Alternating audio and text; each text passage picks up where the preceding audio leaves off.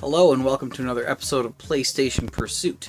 This episode is comprised of games I got through either trades or hookups from friends. So, a couple good buds helped me out in this episode. I'm excited to show you what I got. I got some really good games to show, so stick around and I will show you what those are.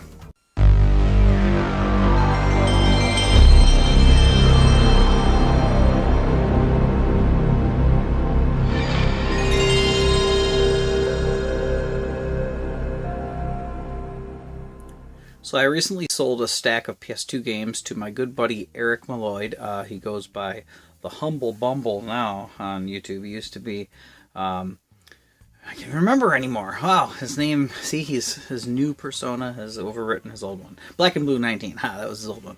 But anyway, he bought some games off me, but then he also had some PS1 games I was looking for, so I threw in a couple extra to bring up the value of the games that I wanted from him. And foolishly, one of them I already got in a previous episode, but I wasn't sure which one I had, and it ended up being a condition upgrade, and that was Ace Combat 2. So you probably remember seeing that a couple episodes ago, but he said he was interested in it anyway. He picked it up for me, but he said he'd be interested in getting it back in the future anyway, so I confirmed that it was the one I had, and probably will get it back to him. But this next one I didn't have, and it has a cardboard box around it originally, so I'll probably either look for that to add to this or get an upgrade, and this one will hold me over until then. But it is the Driver and Driver 2 Greatest Hits Combo Pack. They don't have a non-Greatest Hits of this. I think it's called the Twin Pack, technically. The box that goes around it says Twin Pack at the top. So hopefully I'll find that, but for now, it's got the Driver 1 and 2 in there, so thanks, Eric, for that.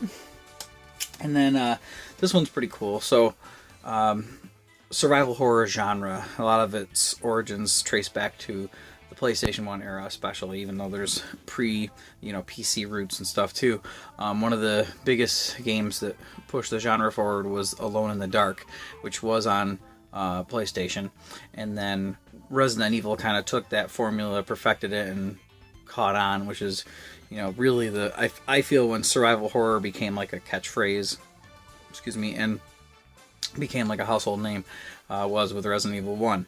But this is actually Alone in the Dark, The New Nightmare, which is the post Resident Evil 1 and 2, maybe even after Resident Evil 3, Alone in the Dark game. And I remember it being pretty decent from what I remember, but it's complete and in fantastic shape, and I didn't have it. So thank you, Eric, for that hookup as well. Very cool. And then the last thing I got from Eric was actually something I have been looking for and unable to find. So I already have the game Parasite Eve for the PlayStation, but the first game actually has a demo disc with it, and mine did not have the demo disc. I got it used at a rental store years ago, and then the demo disc, for some reason I can't seem to find it. Even when I find the game in other stores, I found it at a pawn store, I checked the ones in our local Voltage Video Games, none of them had the demo disc. And luckily for me, Eric put this into the trade there, so very, very, very awesome. Thank you, man. Now I can complete that, and I didn't want to put it in there until I showed it off, so now I can actually put it into my case. Now, I actually only have a few more games left this episode, but these ones were actually hookups from my good buddy Chris Lake, who has been in past episodes of Sprite Lovers. He recently came across a big lot of PS1 games. I mean, I'm talking boxes of PS1 games. High end, low end, and because he knew I was going for the PlayStation Pursuit, he was kind enough to reach out to me and say, hey, any of these you're interested in, and give me hookups on a couple games. So, the first game that he got me was actually a game that I had previously for the Sega Saturn, so I was really looking forward to getting it on PS1 so I could sell my Saturn version. And that game is Alien Trilogy, which is a jewel case style long box. Very cool to have this in the collection. And oh, guess what? This is one of my PlayStation favorites.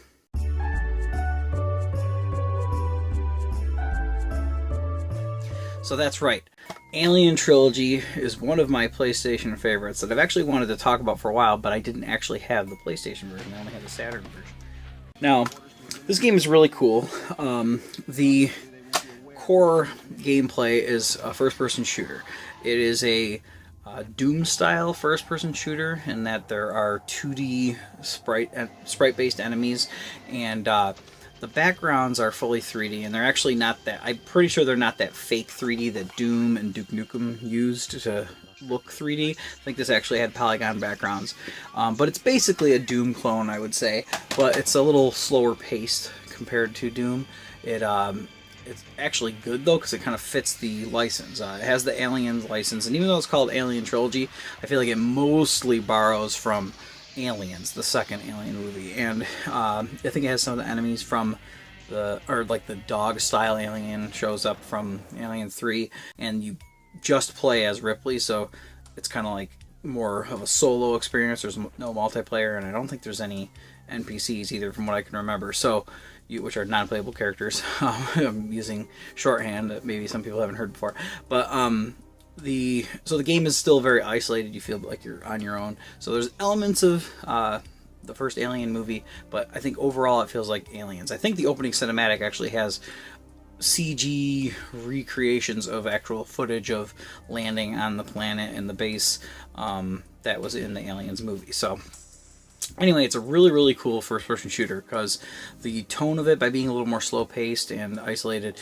is kind of more of a horror-esque one, but it still is a good shooter, and it really, really uses the license well. I mean, the weapons are from the movie, and they sound like they did in the movie. The machine gun or pulse gun or whatever it's called from the movie sounds just like it. Your gun has the radar on it, just like in the movies, and you hear when enemies are close by the frequency of the beeping on your weapon. So really, really cool.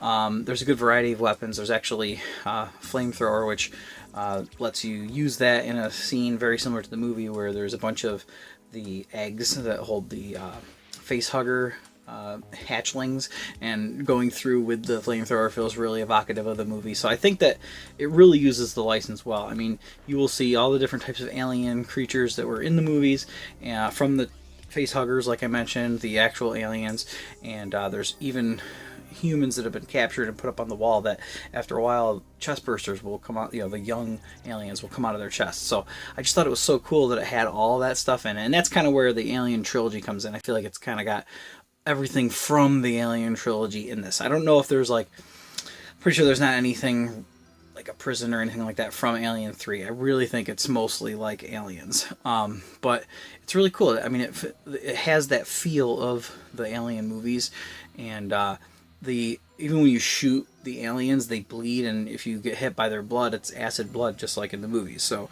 I mean, talk about being authentic to the source material. So, really, really cool. And you even fight like a queen in the end of the game. The only thing you don't get to do is ride one of the construction robot suits that was in the Aliens movie, which would have been pretty cool. But I think overall, it still plays very well, even though it's more of an old school first-person shooter. It really plays well. And one of the last things I wanted to mention about the game is the soundtrack. It is one of my favorite soundtracks of all time. I really don't want to understate how classic this game is for me. I mean, I played this so much, and the soundtrack is one of the things that stuck with me over the years. Very moody, atmospheric, fitting for the vibe of the game and the license, but also there's some, it's got a variety. There's some more upbeat tracks, but they all have this kind of sci-fi or horror sound to them. And there's even some that kind of sound tragic, like when you're in the level where there's all the captured humans, clung to the walls by whatever crap it is that the aliens use to hold people up against the wall. The music's just kind of depressing, and I really like that.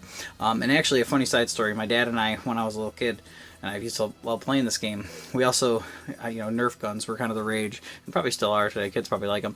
And my dad and I used to have Nerf gun fights with the lights off and flashlights, and we'd put Alien Trilogy music on in the background for moody, atmospheric music. So I really liked it that much that I was like, we're going to use it for something else. But fantastic game. Thank you so much, Chris, for offering this one up to me, and I was really glad to find it, because I always see the small jewel case greatest hits of this, and I don't believe, I can't find on the internet anywhere, a black label small jewel case, so I think this was the original print run before the greatest hits. So very glad to have one of my favorite games added to the collection. Now, I've mentioned this next PlayStation favorite of mine. Actually, it's two. I've mentioned that I like these games in the past, but I actually wanted to take a moment to actually talk about them in this episode. So let me grab them off the shelf here, if I can find them. I should have looked for where they were first. They are highly coveted games on the PlayStation, and they're from a very famous series, but they play very differently from their original roots.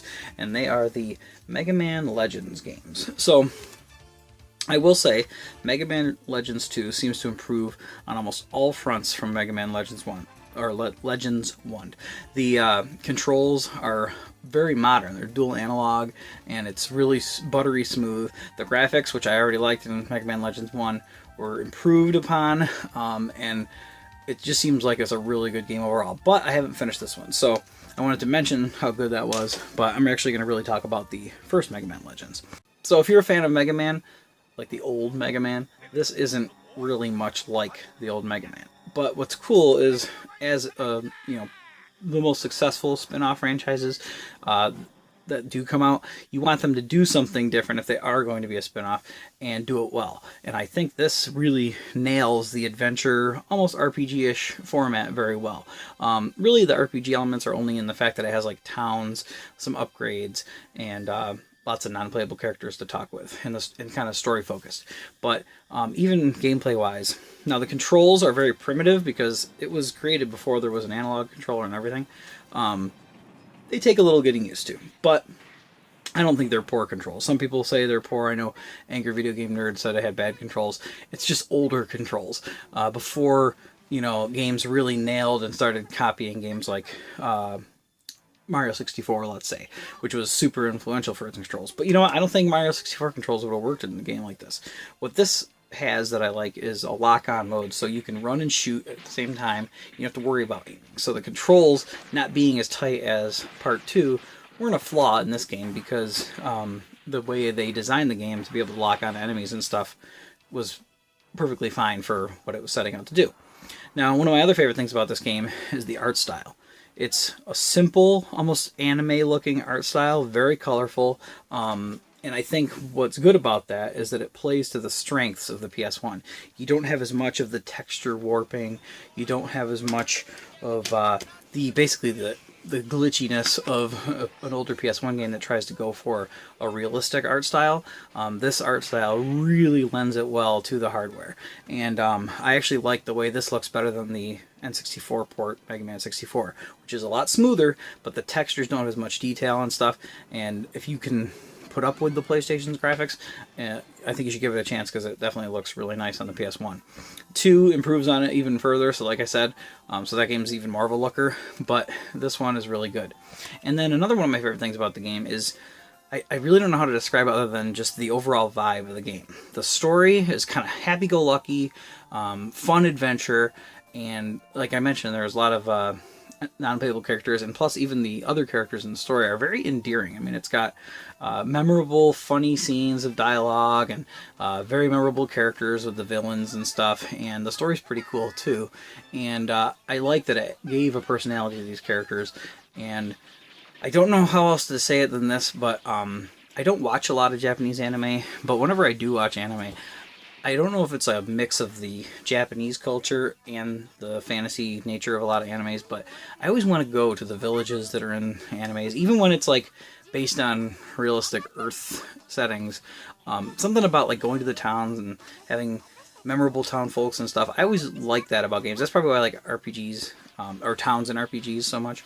But in this game, it really felt like when I was going through the towns and the marketplaces and everything, it felt like a town that I would see in like a very fun anime adventure. Even like if you take a popular anime like Dragon Ball Z, when they're in the cities, I know it's based off of Earth, but there's just some quality about the cities in that show that I always like. I would like to play a game that goes to that type of a place, and I feel like Mega Man Legends is one of those games.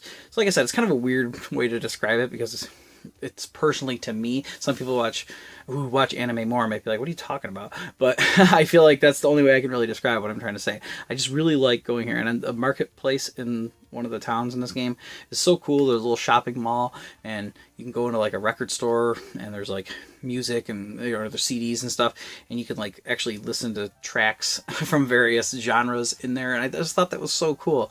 Very interactive, lots of stuff like that too in the towns. And overall, this is probably one of my favorite PlayStation 1 games, and I actually need to sit down and finish the second one. So if you haven't played these and you're not looking for another side-scrolling Mega Man, which there are plenty of those on the PS1 as well, definitely check out these games. I think they're very, very awesome. Okay, so like I said, there's only a few more games left that I have to show off, and the rest of these are also from my buddy Chris Lake. The first one I'm going to show is really awesome that I finally have this, because not too long ago, only a few episodes back, I actually got the first game, and this is the second one on the PlayStation, and just like the first one that I have behind me, it's very awesome in its complete status, and that is Lunar 2 Eternal Blue Complete. And just like the first one, behind me, big box, fantastic, full of stuff. I'm actually not going to open it all up this time. The thing about this that's really hard to find is it has like pretty much the same amount of extras as the last one, actually probably even more. It has 3 game CDs, 1 music CD, and then a Making of Lunar 2 CD, so similar to the first one. 100-page leatherette hardbound art book / instruction manual, really cool, similar to the one that I showed for Lunar 1. But then it has character mini standees, which are little cardboard cutout standees of the characters. They're still sealed, which is really awesome. And those are sometimes hard to find when you do find this game out in the wild.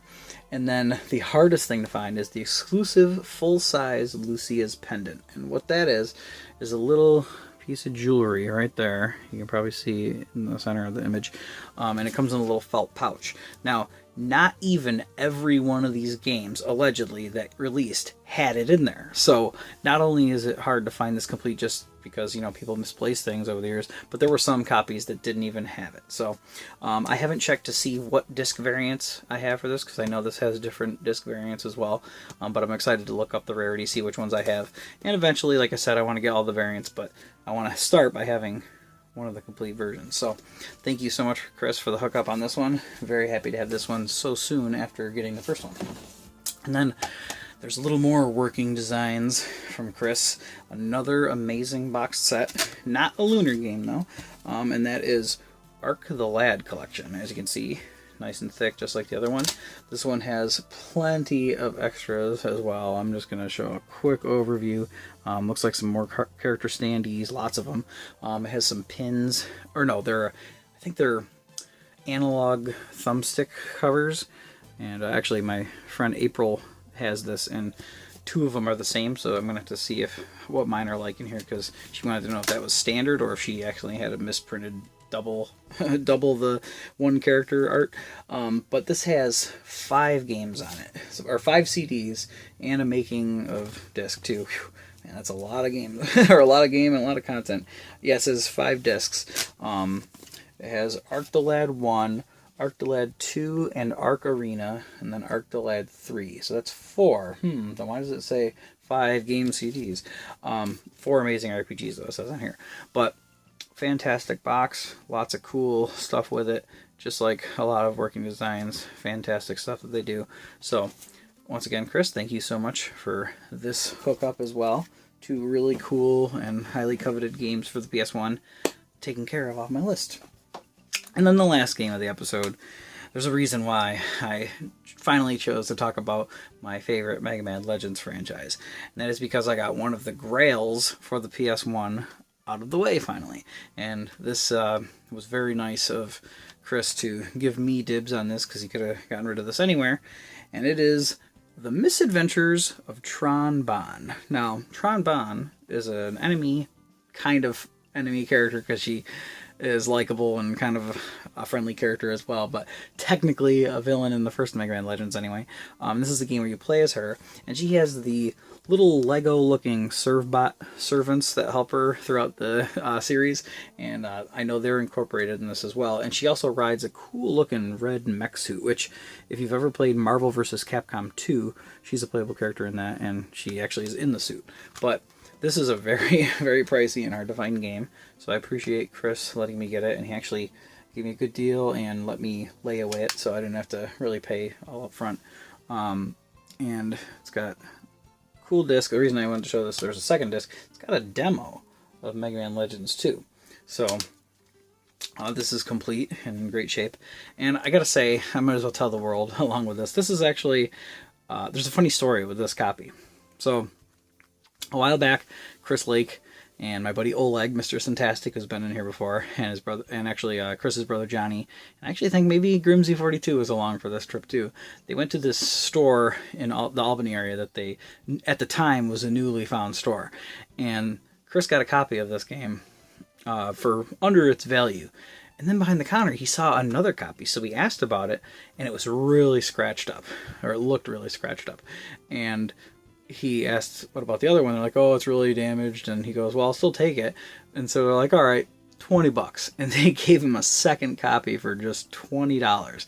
And the scratches, it was scratched up, but it was not beyond repair, especially if you have a good disc repair device. And he brought it to Forgotten Freshness, which is another awesome store in the Albany area. And the owner, Frank, got this disc looking fantastic, or maybe he had another disc only, or either way, he got it, that version of Tron Bonne in fantastic shape. Well, funny story, the person that Chris got this lot of PS1 games was a local person in the area, or in the Albany area, who got most of his games from Frank at Forgotten Freshness. And this copy of Tron Bonne is the very copy that was gotten by Chris as a second copy and swiped right under my buddy Oleg's eyes, because he would have gotten that if he would have made the attempt, but he didn't think that they would give them such a good deal on it. So Oleg, technically I have the Tron Bonne that should be yours, but it's mine. So I'm sorry, I'm going to be holding on to this one, because this is a game I've coveted for quite a long time. Can't wait to try it out. I know it's a little different than Mega Man Legends, and again, every time I get a big game off the PlayStation 1 list, it's just such a good feeling, and good to know I never have to look for this game again for the PlayStation Pursuit. So, those are all the games this episode. Not a ton, but I'm going to add them up to the total and let you know where I'm at right now. Okay, so the Pursuit is now at 415 games for the PlayStation 1. So, trucking along, and even though there wasn't a lot of games this episode, can't knock getting Tron Bonne as well as the cool big box Working Designs games. And I think those are the last two big box ones. There's more Working Designs games that I don't have, Vanguard Bandits and stuff, but I think those are the big ones. So anyway, thank you friends, Chris and Eric, for the hookups for this episode. Really, really appreciate it from both of you, and hope we can do some more deals in the future. But thank you again, everyone, for watching. Like I say every episode, recently anyway, appreciate it if you like, subscribe, and comment on the videos. I love talking about PlayStation games with people in the comments, and you've been very interactive so far. And then, like I said, I'm almost up to 500 subscribers, so definitely every subscription helps. So if you've been watching this but haven't subscribed yet, I'd appreciate it if you hit the subscribe button. And as always, thanks for watching, and I will see you all in the next PlayStation Pursuit. Take care.